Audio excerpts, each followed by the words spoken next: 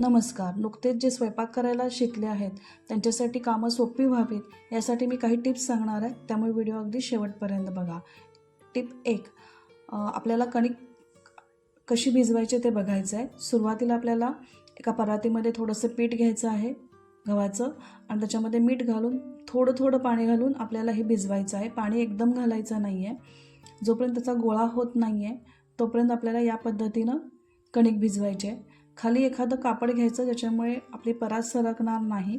थोडंसं पाणी घेऊन कणिक तिंबायची आहे किंवा मळून घ्यायची आहे. एक 15 ते 20 मिनटासाठी परत ठेवायची आहे. जेव्हा चपात्या लाटायला घेणार तेव्हा परत त्याला थोडंसं हाताचा तेलाचा हात घेऊन परत आपल्याला ती कणिक मळून घ्यायची आहे, ज्याच्यामुळे आपल्या पोळ्या अगदी सॉफ्ट होतील. या पद्धतीने हा सॉफ्ट डो बनवायचा आहे. आता टिप नंबर 2, जेव्हा आपण पोळ्या करतो तेव्हा खाली पेपर अंथरायचा आहे, ज्याच्यामुळे आपलं पीठ सांडणार नाही. आता चपाती लाटताना आपल्याला जो गोळा करायचा आहे त्या पद्धतीने गोळा लाटायचा आहे. जितकी जास्त तुम्ही सुरुवातीची पोळी लाटाल तितकी आपली चपाती जास्त फुगते. सगळीकडे व्यवस्थित तेल लावून घ्यायचं आहे आणि फक्त कडेकडेने आपल्याला हलक्या हाताने चपाती लाटायची आहे. जितकं तुम्ही कडेकडेने व्यवस्थित चपाती लाटाल तितकी ती छान फुगणार आहे. या पद्धतीने हलक्या हाताने लाटून घ्यायचे आहे. तवा अगदी गरम करायचा आहे, तेल टाकायचं आहे आणि आपली चपाती टाकायची आहे. थोडेसे फुगे बुडबुडे दिसायला लागले की परतायचे आहे आणि तेल लावून घ्यायचं आहे. या पद्धतीने आपल्याला ही चपाती करून घ्यायची आहे. अशा छान फुगलेल्या चपात्या आपल्या मग तयार होतात. आता आपण फुलके कसे करायचे ते बघूया. आपल्याला ज्या आकाराचा फुलका करायचा आहे तेवढे आपल्याला गोळा घ्यायचा आहे आणि ह्याच पद्धतीने अगदी साईडनंच लाटायचं आहे. गरम तव्यावर टाकायचं आहे. खाली ब्राऊन चट्टे झालेले की आपल्याला ते डायरेक्ट गॅसवर भाजून घ्यायचे आहे व त्याच्यावर तूप लावायचं आहे. या पद्धतीने आपण पेपर ठेवल्यामुळे आपला गॅसकट्टा आवरायला खूप सोपं जातं आणि पटकन गॅसकट्टा साफ होतो. अशा पद्धतीने आपली फुलकी आणि चपाती रेडी होतात. तर टिप नंबर 3 आहे,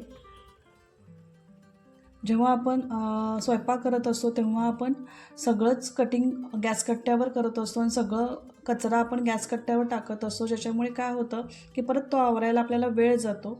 म्हणून आपण एक खराब प्लेट किंवा बाउलमध्ये हे सगळा कचरा जमा करायचा आहे आणि आपण ओला कचरा आपण हा वेगळाच करायचा आहे. आता टिप नंबर 4, जेव्हा आपण काकडीची किंवा दुधी भोपळ्याची सालं काढतो तेव्हा उभा असा आपण पिलर वापरतो. त्याच्याऐवजी जर या पद्धतीचा जर पिलर वापरला तर काम एकदम सोपं आणि सहज होतं आणि त्याचे जे साली असतात त्या एकदम पातळ निघतात. अजिबात वेस्टेज काही जात नाही आणि खूप लवकर अशा हे पील केलं जातं. हा डीमार्टमध्ये हा मला मिळालेला आहे, तुम्ही ऑनलाईनसुद्धा घेऊ शकता. तर टिप नंबर 5, आपल्या स्वयंपाकातला महत्त्वाचा डबा जर असेल तो फोडणीचा असतो. त्याच्यामध्ये सगळ्याच फोडणीचे जिन्नस असतात, पण काही वेळा गडबडीच्या वेळी काही गोष्टी आपल्या खाली सांडतात आणि तो डबा घाण होतो. जर तुम्ही असा टिश्यू पेपर किंवा साधा न्यूजपेपर जर टाकला तर सांडला असेल तर टिश्यू पेपरवर सांडेल आणि ते स्वच्छ करायला आपल्याला सोपं जाईल व आपला मिसळणीचा डबा किंवा फोडणीचा डबा खराब होणार नाही. 1-2 आठवड्यातून तुम्ही पेपर बदलू शकता. आता आपली टिप नंबर 6वी अशी आहे की जेव्हा आपण ढबू मिरची कट करतो तेव्हा खूप वेस्टेज जातं. ते वेस्ट जाऊ नये म्हणून या पद्धतीनं ढबू कट करून घ्यायचा आहे. आधी देठामधून कट करायचा, तिथून असं प्रेस करून मधला जो देठ आहे तो काढून टाकायचा आणि ज्या मधल्या जो भाग आहे तो बियांचा तो काढून घ्यायचा आहे आणि आपल्याला हव्या त्या शेपमध्ये ढबू मिरची कट करून घ्यायची आहे. अशा पद्धतीनं आपण बिया आणि ढबू वेगळा करू शकतो आणि कुठलंही वेस्टेजही जात नाही.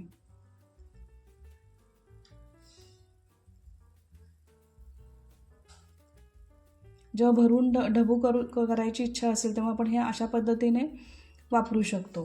आता टिप नंबर 7 अशी आहे की आपल्याला जर घरच्या घरी कॅफेसारखी कॉफी हवी असेल आणि कुठलंही मशीन न वापरता तर सुरुवातीला आपण पहिल्यांदा गरम दूध मगमध्ये टाकायचं आहे. मगचं हे मोठं पाहिजे, तोंड मोठं पाहिजे. त्याच्यामध्ये कॉफी आणि साखर घालायची आणि ह्या विस्करनं फेटायचं आहे आपल्याला.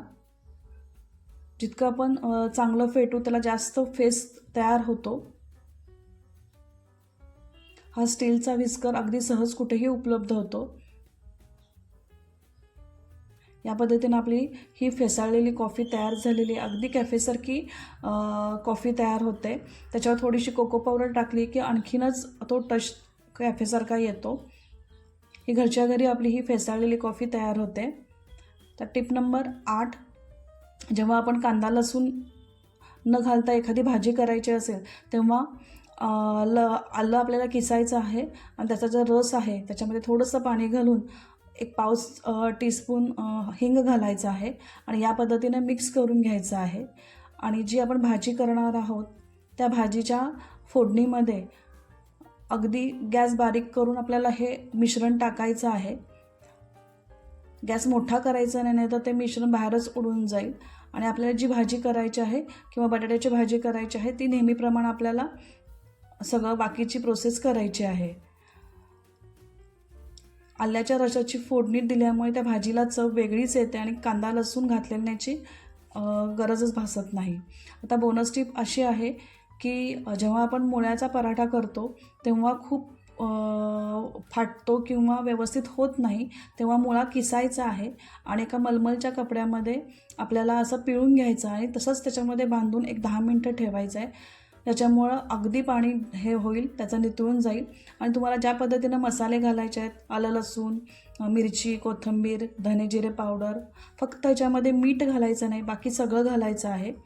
आणि एखाद्या जेव्हा आपण लाटतो तेव्हा आपल्याला जेवढं भरायचं आहे तेवढं मिश्रण बाजूला काढायचं, त्याच्यामध्ये मीठ घालायचं आणि मग ते मीठ आपल्या त्या कणकेमध्ये भरून नेहमीप्रमाणे हलक्या हाताने पीठ लावून लाटून घ्यायचं आहे. शक्यतो पीठ मैदा घ्या किंवा तांदळाचं पीठ घ्या, ज्याच्यामुळं आपले पराठे खुसखुशीत पण होतील आणि चिकटणार पण नाहीत.